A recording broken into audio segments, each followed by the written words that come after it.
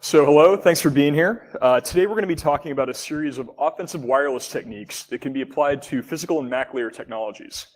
And the reason why we're really excited about this content is because the growth of mobile and Internet of Things focused technologies means that wireless technology is more diverse and incumbent across all industries and domains than it's ever been at any point really in modern history. And with this, this massive expansion of wireless technology comes basically the introduction of many new attack surfaces that we as researchers can research and exploit. So I'm Matt Knight. This is Marc Newlin. We're both security researchers with Bastille. We're really excited to be here. We spend almost all of our time thinking about wireless topics, and we're excited to be here and share some of our findings with you today. So we're going to begin with some background, both a little bit of kind of industry context and history, as well as some technical background. And this is just enough to frame the conversation and provide enough common vocabulary so that we can talk through what we're calling our methods of wireless exploitation. And that's the real body of this talk. So what we've done is we've looked at a series of high-profile wireless attacks that have happened in the last couple of years. And we've broken them down into categories based on kind of their distinguishing features. And for each one, we're going to talk about the mechanics of the attack. That's the technique, the impact, and mitigations against them. But then, most importantly, we're going to highlight analogs to similar attacks on wired networks where they exist. So the purpose there is to provide as much of a basis towards understanding wireless networks and kind of the security issues surrounding them, so that even if you don't have any wireless expertise, you'll still be able to translate your network security expertise over and be able to think about these networks kind of creatively. And finally, we're going to wrap it up with some examples and demos to kind of bring it all home. So to begin, I'm going to provide a little background on kind of the development of wireless network security technology. So if you were an IT admin or a security professional in the 1990s and you wanted to begin to inspect your networks at a low level, you really had two protocols to be concerned with. You had 802.3, which is Ethernet, and 802.5, which is token ring. And if you wanted to be able to inspect these protocols at a low level, it likely involved running proprietary packet sniffing software on an expensive proprietary computer like this. Not very flexible, expensive, not that great, not that friendly. Fast forward to 1998 and something interesting happened. Ethereal was released, and Ethereal has since rebranded to become Wireshark. It's an open source packet sniffing technology that made great steps to making this sort of network layer inspection really commodity and much more accessible. So we like that. So fast forward to the 2000s, and the list of protocols that you're concerned with is a little more complicated, right? So 802.3 and 802.5 are still in there, but in addition, you have all these other technologies. And if we were to break this out and really take time reading through it, you would see that most of these are wireless. So if you wanted to look at these wireless stacks in the early 2000s, it likely involved getting your hands on an early software-defined radio. These could easily cost 6 figures, very expensive. You needed a large, computing backend, behind it to support it. Really restricted this technology to primarily academic and government groups. So, not that accessible, not that friendly. Fast forward to 2012, and something really interesting happened. A Finnish hacker named Antti Palosaari, I believe his name was looking at his DVB-T USB stick. And DVB-T is the digital video broadcast system that's used in pretty much everywhere in the world except North America. So if you want to watch television, you don't want to pay for cable, you can get rabbit ears and plug them into your TV and get HD video over the air on DVB-T. This is a commercial DVB-T USB dongle. This researcher was looking at it, discovered that there was a debug mode in the RF front-end chip that if you set a register a certain way, you could bypass the demodulator and stream raw IQ information back to your host over USB. So with a promiscuous driver, you turn this thing into a poor man's software-defined radio. And at $8, we like that. So fast forward to 2017, and SDRs are a dime a dozen. You have tons of different technologies that satisfy virtually every capability at every different price point. So SDR is fully commodity. Pretty much the entire wireless domain is in scope now for security researchers. So wireless in 2017 when we talk about kind of the evolution of the space, it's important to remember that 802.11 Wi-Fi is really just one piece of the puzzle. And that the growth of IoT and mobile technologies means that there's a physical layer for every use case.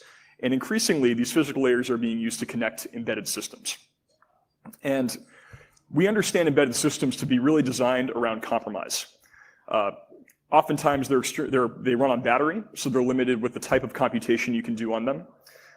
They may have limited user interaction, so limited kind of configurability once they are deployed and applied to the field. For good or not so good reasons, they may either have limited or no encryption. Additionally, they may have limited network access to them, such that deploying firmware to these devices might be either difficult or impossible. Additionally, many of these devices, to save costs, will use one-time programmable memory, so they can't even be delivered firmware at all. And to kind of illustrate how complicated this can be, I want to draw your attention to the picture on the left there, where in frame but invisible to the viewer are three literal embedded systems. They're traffic sensors that are buried in concrete. So as you can imagine, getting firmware to those things is a lot more complicated than Patch Tuesday.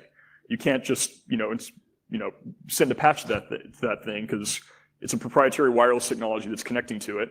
And if something happens to that link, you're sending a team of guys with concrete saws out there to dig these things up and replace them. So very complicated. When you combine that with the fact that there's a historical industry reliance on security through obscurity, that means for us as researchers, we have loads of targets that are highly vulnerable. So with that, I'm going to hand it off to Marc, and he's going to keep things moving.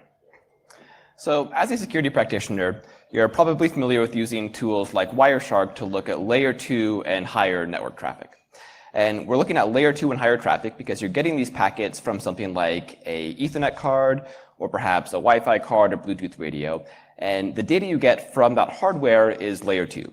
So because of this, you can't use these devices for looking at layer 1 traffic. And if we look on the left here, we have a picture of a spectrogram. And from left to right, we have a few different wireless physical layers. And you can see just visually they're very different, and that's because the physical properties of these physical layers are different. And so that means we can't use something like our Wi-Fi card to look at these different protocols, and we need more generic type of hardware.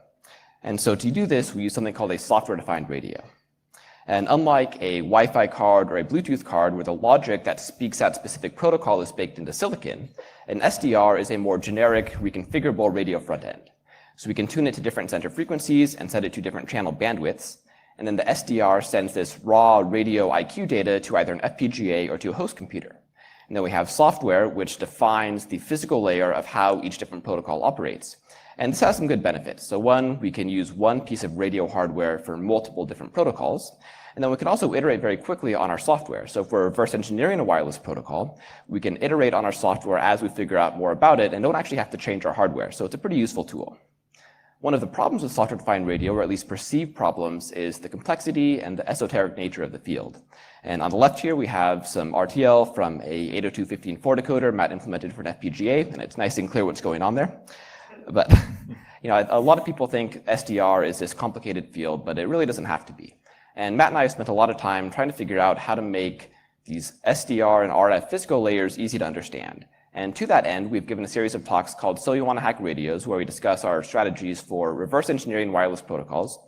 And if you want to learn more about that, the video from our Hack in the Box Amsterdam talk is up on YouTube. One of the tools we really like to use with software-defined radio is called GNU Radio.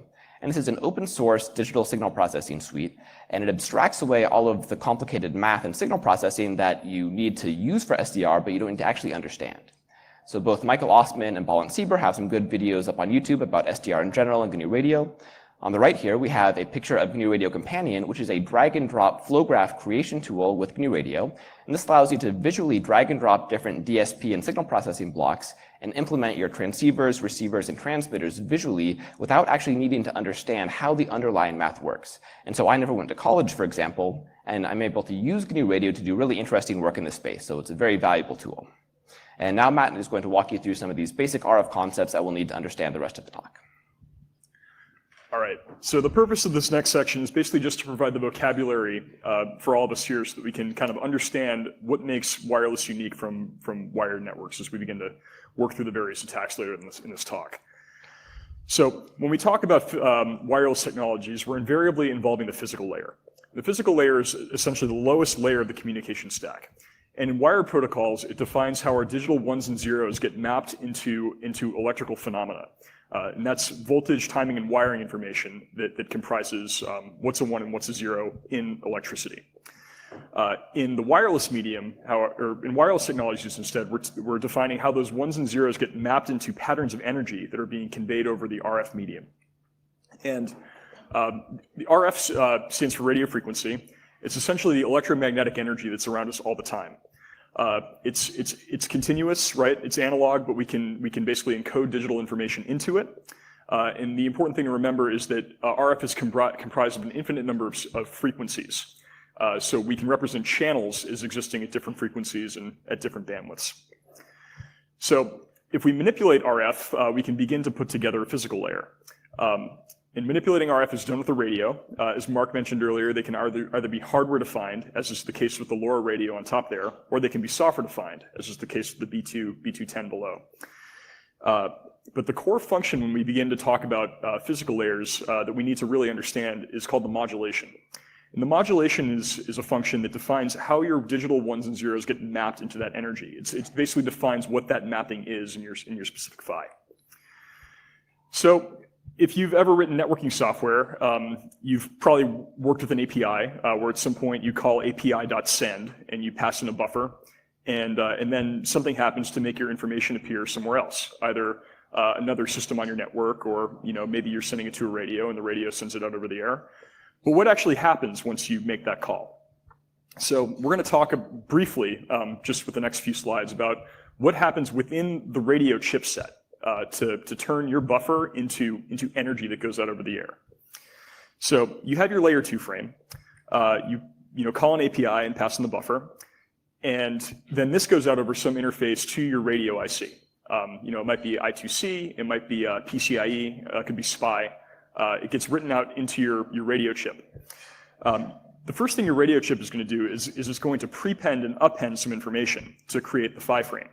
So it's going to prepend a preamble and a start of frame delimiter, things to basically provide synchronization elements within the frame for a receiver to leverage. And then it's going to append a CRC. That's a checksum so that the receiver can validate that what it's received is coherent and valid. Then the modulation is going to be performed. Again, this is the function that maps your ones and zeros into the electrical and RF and radio phenomena. So the modulation takes your physical layer frame and turns it into a waveform. It basically takes your digital ones and zeros and turns it into this analog wave. That gets pushed out to your antenna or perhaps an RF front end, and it goes off into the air into the electromagnetic spectrum for it to be picked up by a receiver. So receiving is quite a bit more involved.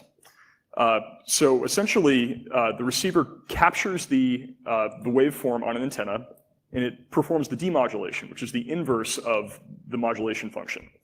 But then it gets run into the physical layer demodulating state machine. And if you were to parse this out, it looks kind of like this. It's very complicated. We're not going to cover this in detail. If you want to understand how physical layer state machines work, that's what our So You Want to Hack Radios talk at Hack in the Box Amsterdam is all about. The entire talk is about how to reverse engineer wireless state machines. So check that out if you want to understand how this works. But essentially, we receive the analog waveform, we demodulate it, and then we run through the state machine until a number of conditions are satisfied, and the radios determine that it's received a packet. And then that packet gets presented through an API up to your layer 2 state machine, and you're off and running.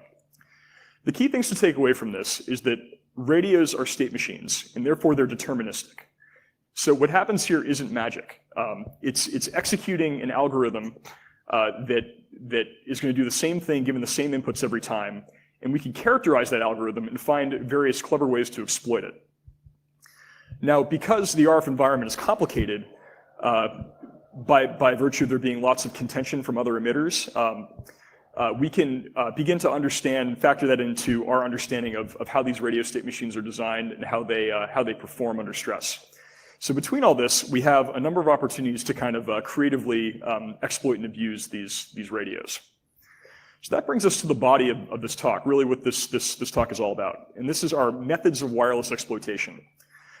So what we're going to do is we're going to walk through a series of categories of wireless attacks. And these are informed by some of the high-profile attacks that we've seen in the last couple of years. So we've looked at them, we've broken them down based on kind of their defining characteristics and what they enable.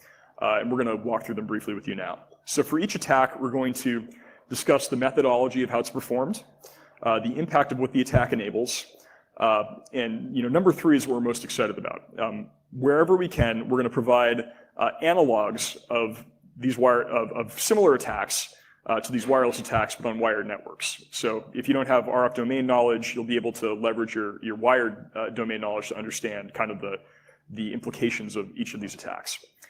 We're going to highlight some limitations and mitigations that you can use to defend against these attacks.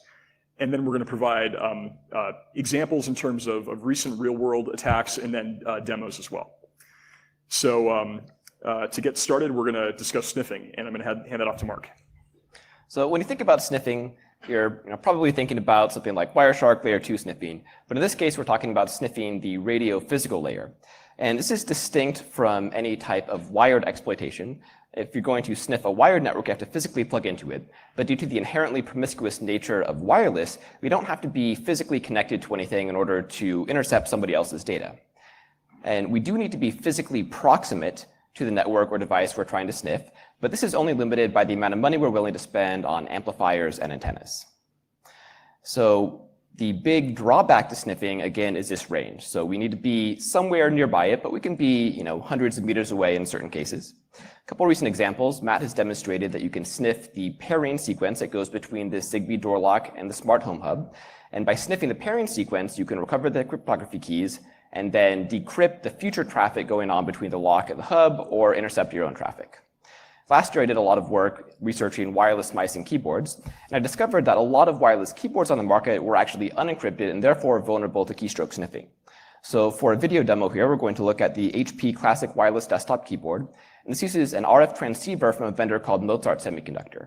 And this was a case of security through obscurity. This was a proprietary undocumented wireless protocol, but it happened to be a pretty simple GFSK protocol in the 2.4 ISM band.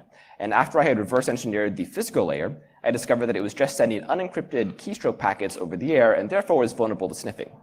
And because it's a simple 2.4 gigahertz GFSK protocol, which is fairly similar to the Nordic NRF 24L protocol, we're actually able to use this commodity off-the-shelf hardware with a little bit of Python code in order to sniff keystrokes from this keyboard. So for a video demo here, we're going to see on the left terminal bring up, we'll have the input from the keyboard, the focus from the keyboard. Then on the right, I'll be running a script, which is going to decode these packets over the air using this off-the-shelf NRF 24L dongle. And then we'll see that we have the same keystrokes on both sides of the terminal. On one side, it's the focus from the keyboard. On the other side, it's what we're actually decoding over the air going between the keyboard and its USB dongle. And as we're typing on the left, we see the same characters on the right because, again, it's just this unencrypted protocol that's vulnerable to sniffing from a few hundred yards away. And now Matt is going to speak to you about word driving. Cool. So word driving is really a variant of sniffing. Essentially, what word driving involves is sniffing wireless network traffic while scanning the output of it for identifying features of a protocol or device of interest. And optionally, you can make this technology active. That is, you can send out basically beacons or probe requests to attempt to induce responses from the infrastructure that you're looking for. So the impact here is it enables the attacker to enumerate and discover exploitable devices or networks within their physical environment. And if this sounds familiar, an easy analog to this is port scanning. Using Nmap to knock on doors on your network to see what's there, to see what services are available to exploit. So the limitations here are largely the same as what is the ones that apply to sniffing. However, the one thing we'll add to that is if you're scanning a number of channels and you only have one or a limited number of RF front ends, you'll have to timeshare them among all the channels that you're sniffing. So examples here, the classic word driving example is your 802.11 AP discovery word driving. And you think back to the early 2000s where you have People loading into cars with laptops and antennas and driving around looking for free Wi-Fi, plotting it on maps and then sharing them online, like kind of the classic war driving example of looking for free Wi-Fi. However, a more contemporary example that we'll discuss is actively beaconing for 802.15.4 network coordinator. So 802.15.4 is the physical and MAC layer standard that Zigbee is built on. And Zigbee is used for a number of home automation, industrial applications. It's a low power, kind of like locally focused wireless network. So we're going to show a video in just a moment. And essentially what I've done in the video is I've used KillerBee, which is a Zigbee network exploitation framework, to craft these broadcast beacon requests. And when those get sent out, if there's a network coordinator within the physical environment and it receives that request, it will respond identifying itself and providing some information about the network. And that's designed so that nodes that you're adding to the network can essentially identify the coordinator that they're trying to associate with. It's a feature of the protocol. But we as attackers can abuse that. So those packets are going to be sent out with the AppEmote hardware-defined radio board. And there's a picture of it there. It's essentially a good FET with a CC2420 802.15.4 PHY MAC chip bolted to it.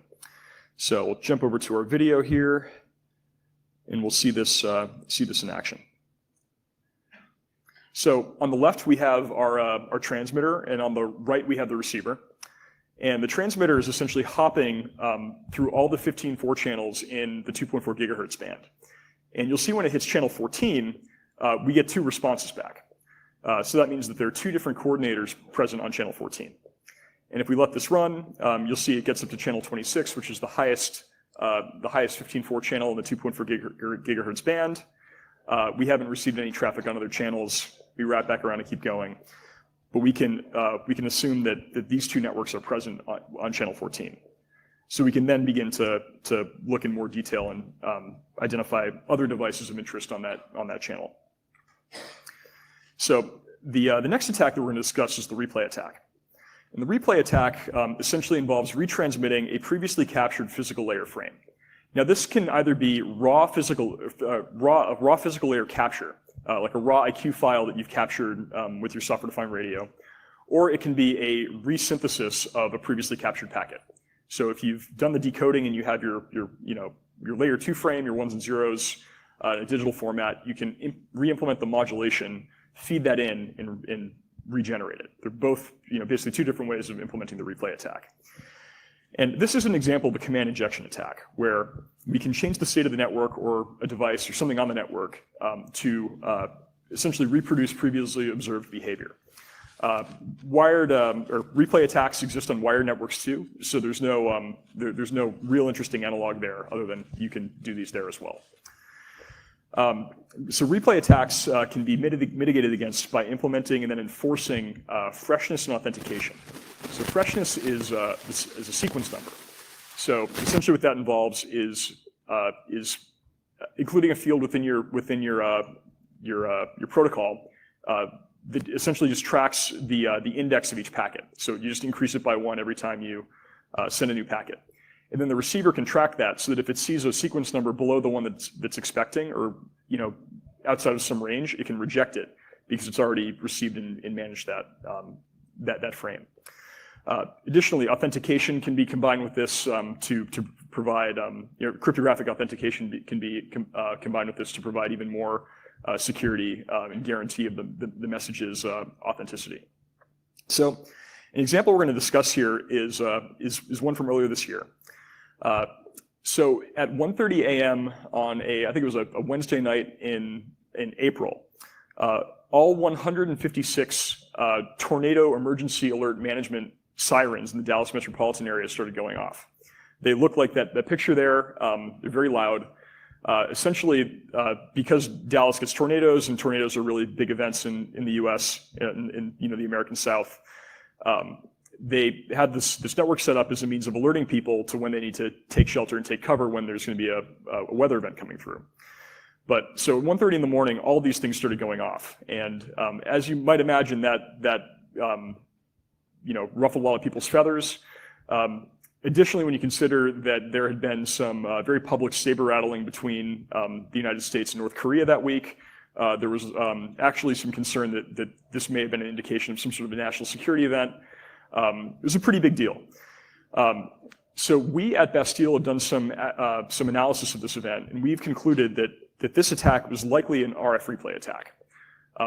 Indications given by the Dallas municipal group that manages these sirens, they basically confirmed that there is no encryption or off on these devices. Additionally, they're tested quarterly, so every quarter, wireless transmission would be sent out to turn these devices on to make sure that the network is operating properly. It would be trivial for an attacker to use a software-defined radio to capture that signal and then replay it at a moment of their choosing, such as 1:30 a.m. on a Tuesday. If you want to read more about that attack, we have a blog post and some videos online that go into pretty good detail, so I'll direct you to that. Now I'm going to turn it back over to Marc, and he's going to take you through jamming. So the closest analog to a jamming attack in the RF medium would be a denial of service attack against an IP network. And the big distinction is that when we're talking about jamming in the RF domain, we're talking about jamming the physical layer, whereas a denial of service attack is typically jamming layer 2 or higher on a network. And the purpose of jamming is that we can completely disrupt the flow of traffic on a network or disrupt the network state. And so a good example of this, you have Alice and Bob. They're trying to communicate on either side of a room. They're having a conversation. Donald comes in and blasts some nonsense that makes no sense, and he's so loud that he prevents them from communicating. And this is very similar to a jamming attack, except we're transmitting RF noise instead of audio noise. So the big problem with jamming, or one problem with jamming, is that a lot of modern devices will implement jamming detection mechanisms, which can alter their behavior if they detect an attacker trying to jam. The other problem is that if we're trying to sniff traffic on a network, and we jam at the same time, we can no longer sniff that traffic because we're jamming our ability to sniff the traffic as well. Our colleague Logan Lamb did some research into home security systems a couple of years ago and discovered a really interesting jamming attack. And what Logan discovered is that you can jam the wireless link between these door and window sensors and the control panel. So the normal behavior is that you have this sensor on your door or window, and when you open the door or window, it sends a wireless signal to the control panel to tell it that this state had changed, that it had opened or closed. What Logan discovered is that you can actually jam the RF channel used by this link and then open and close the sensor with impunity because it prevents the control panel from receiving that signal. And it does have a jam detection mechanism, but it was still possible to defeat. So for a demo here, we're going to show something we've recorded in a Faraday cage. And we've recorded this in a Faraday cage because it's generally illegal in most locations to do any type of an RF jamming attack. So here we have the control panel in the Faraday cage. We're currently jamming the link so we can open and close this door sensor without setting off the alarm. Now we're going to go over to GNU Radio. We're going to stop the SDR that we're using to jam it. And then as soon as we open it, it does trigger the alarm. So it's actually very trivial in this case to simply jam the channel and then walk into somebody's home and steal their home security system. And because we have different types of jam detection mechanisms, there are some smart ways that we can actually evade them. So when you have two wireless devices trying to communicate, it's in their best interest to not communicate at the same time because then they're going to jam each other. So a lot of protocols will use something called a clear channel assessment. And the wireless radio will listen on the channel it wants to communicate on. When it hears somebody else transmitting, it says, okay, the channel is occupied, somebody else is talking. I'm going to wait in line, then as soon as they're done, then I will speak. This actually gives them enough data to be able to detect a jamming attack.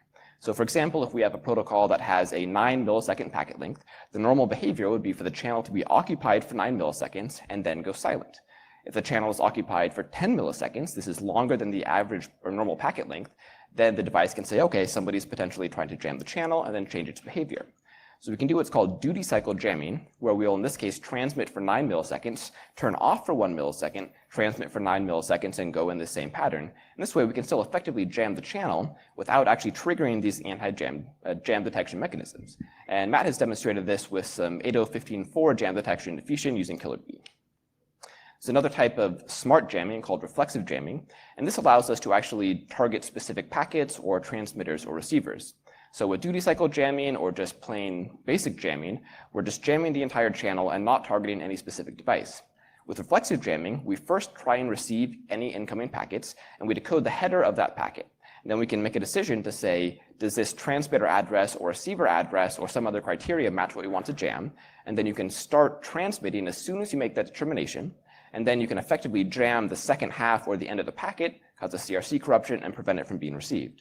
And this image here on the left is Sammy Kamkar's roll jam device, which is a reflexive jammer.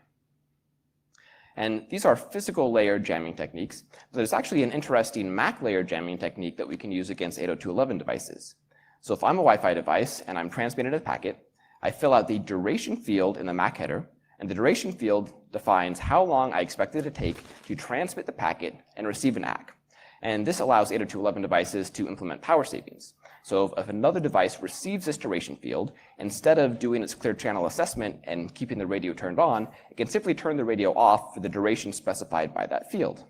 We can actually take advantage of this by sending a 0-byte payload 802.11 packet with the duration field set to maximum.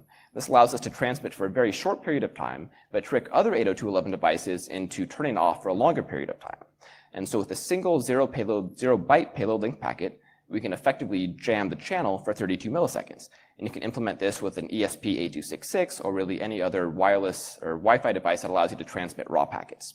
And this is a technique that was explained to me by Bastien Blocel at CCC last year, so props to him. And what we're going to do here for a demo, on one side, we'll have a Wi-Fi client pinging a Wi-Fi access point.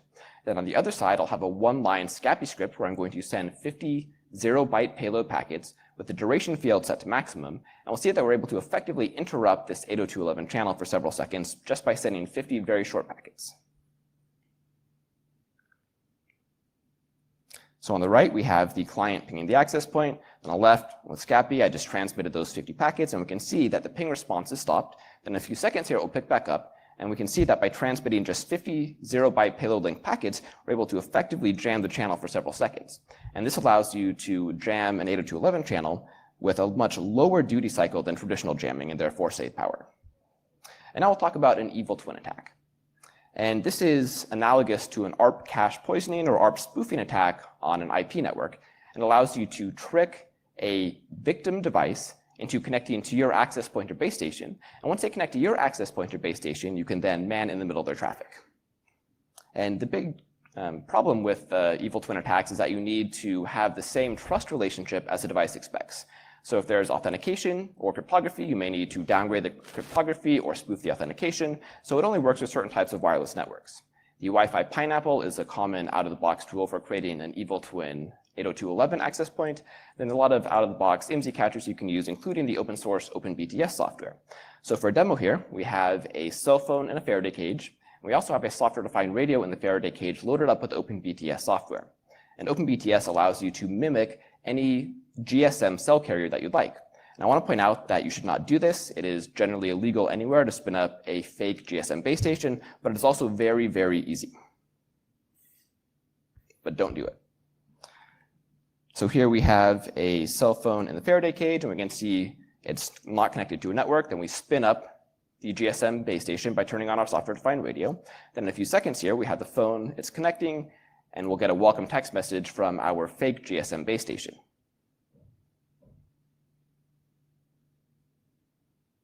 There we go, we have our welcome text message set up, and we can actually configure this to look like any cell carrier that we'd like.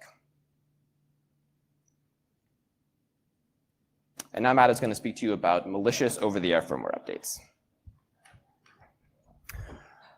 All right, so we're going to briefly cover this next topic. Essentially, a firmware attack involves first taking a firmware image, then modifying it to add some behavior to your liking. And essentially what we're able to do is we're able to exploit wireless over-the-air firmware update mechanisms if they exist within a device. So this would be, for example, being able to use 802.15.4 to send a new firmware image over a wireless link to one of those buried concrete or buried traffic sensors that we showed earlier in this presentation. So the impact here is it enables you to essentially add whatever behaviors you want to the device that you're targeting. And this can enable you to do things such as gain persistence on the device. You can do things like denial of service against it.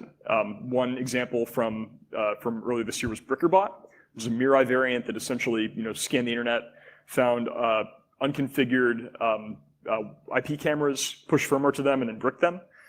And then additionally, you can self-propagate. So if you basically get a foothold on one device and it can talk to other devices, you can basically have your firmware then get updated from device to device and kind of keep going. And if this sounds familiar, it's because this attack is very similar to your traditional malware targeting endpoints. Things like worms in the self-propagating case. This is kind of like the wireless equivalent of that.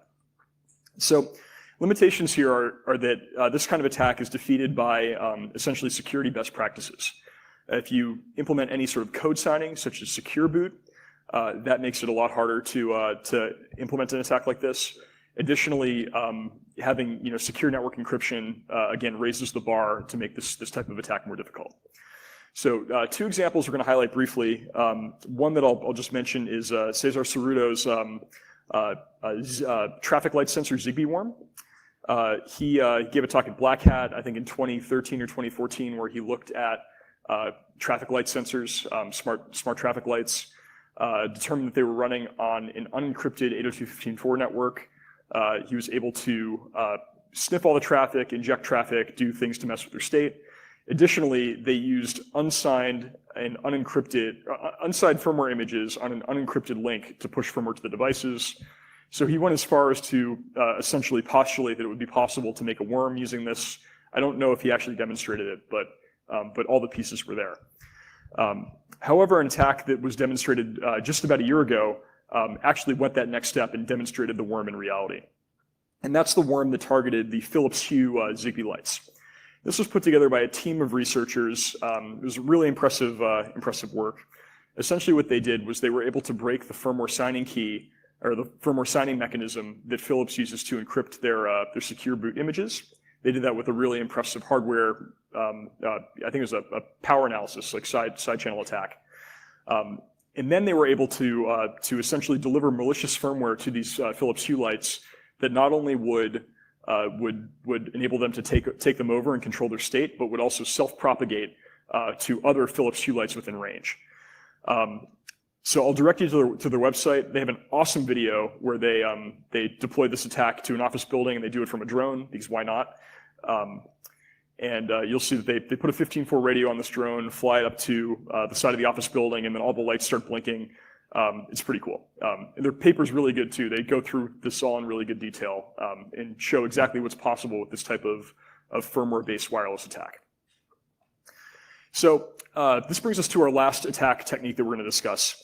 And we're calling this physical layer selected targeting, but really this this captures a number of physical layer state machine-based exploits that we're going to detail here. So essentially, this involves fingerprinting various wireless chipsets and finding targeted ways to go after them.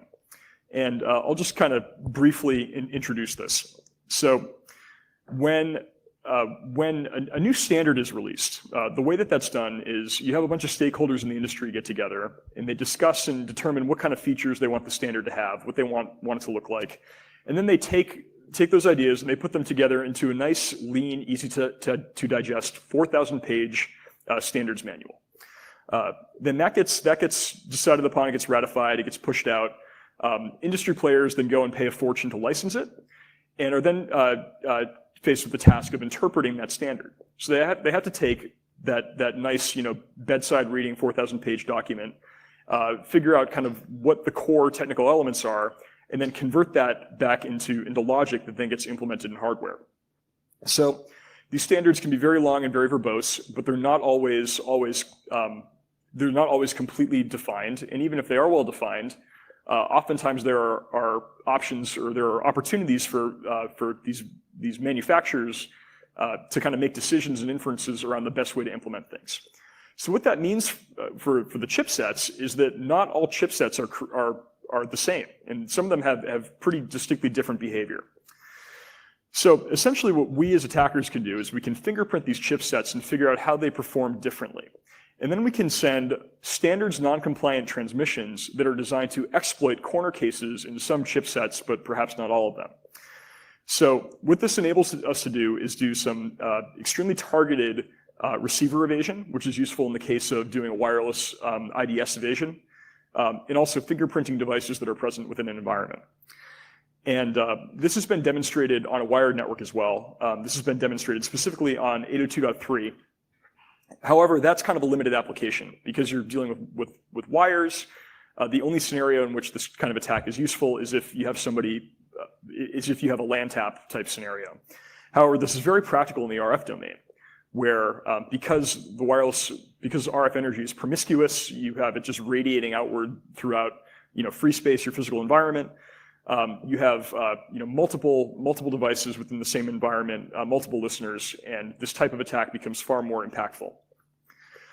So limitations here are that your network participants have to be on different chipsets. If they're all on the same chipset, they're all going to implement the same state machine. They'll all be have the same fundamental physical layer logic kind of running their performance.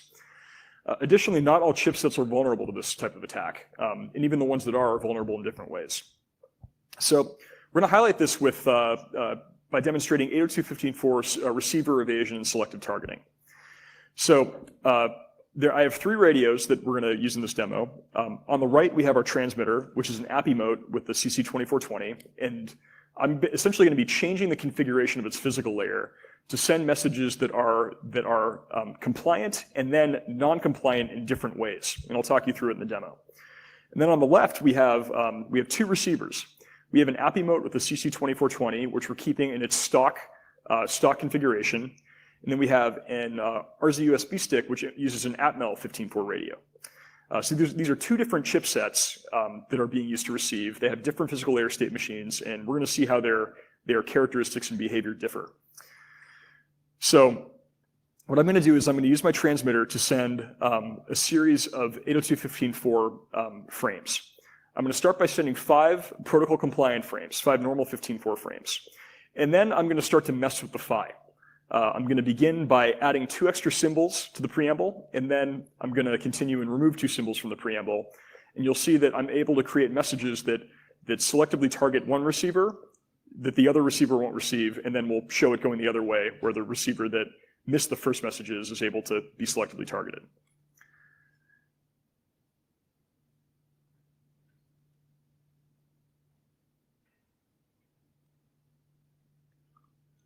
Okay, so we have our 5 fully compliant 15.4 messages that both radios receive. So now that those are done, I'm going to add 2 symbols to the preamble, and you'll see that the app emote doesn't hear anything, while the RZ USB stick is able to receive all 5. Now, I'll remove 2 symbols from the preamble, and you'll see that the RZ USB stick this time is deaf, whereas the app emote's able to receive them.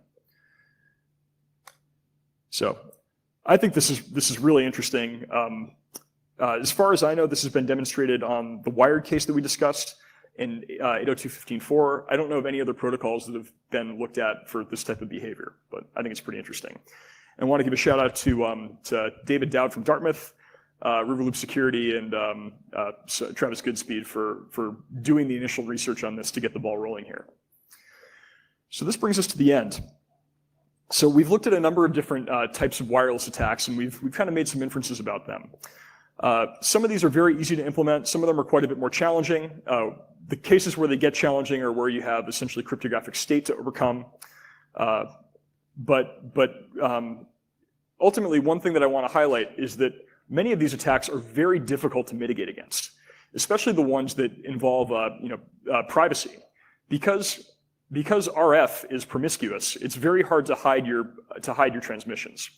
So it's very easy for an attacker to come in and listen and be able to figure out what's in the environment and who's talking to what, because to some extent, you can only hide that to a certain extent because of just fundamentally how the medium works. I also want to mention that this list of attacks that we've highlighted is not exhaustive at all. As you begin to go forward and work within the wireless domain, you'll find different ways to iterate on these, nuances to them, and completely new attacks in general. But we feel like this is a good list of kind of the most common things that are used and are seen, and are a good place to get started. So as we go forth, as attackers, when you're looking at wireless systems, always remember to go after low-hanging fruit first. And that's because the low complexity attacks are by far the easiest to implement. Also, just given the state of affairs when it comes to wireless security, oftentimes you can get pretty far with them. So always start with sniffing, try your replay attacks, look for things like encryption key exchanges in the clear. After that, complexity goes up in a hurry when you have to start spoofing state and figuring out how all that works. Additionally, lean on your wired and IP network skill set wherever possible, because as we've just shown, analogs exist all over the place. Additionally, leverage open source intelligence. So open source intelligence are things like data sheets, and in the US, the FCC regulatory filings. These contain tons of information about about what physical layers are present on which devices, how they're configured. This will make your life easy. Because we like to be lazy, it's a good place to start so that we're not reinventing the wheel. In many cases, the manufacturers already generously told us what's there and what we can start to go after.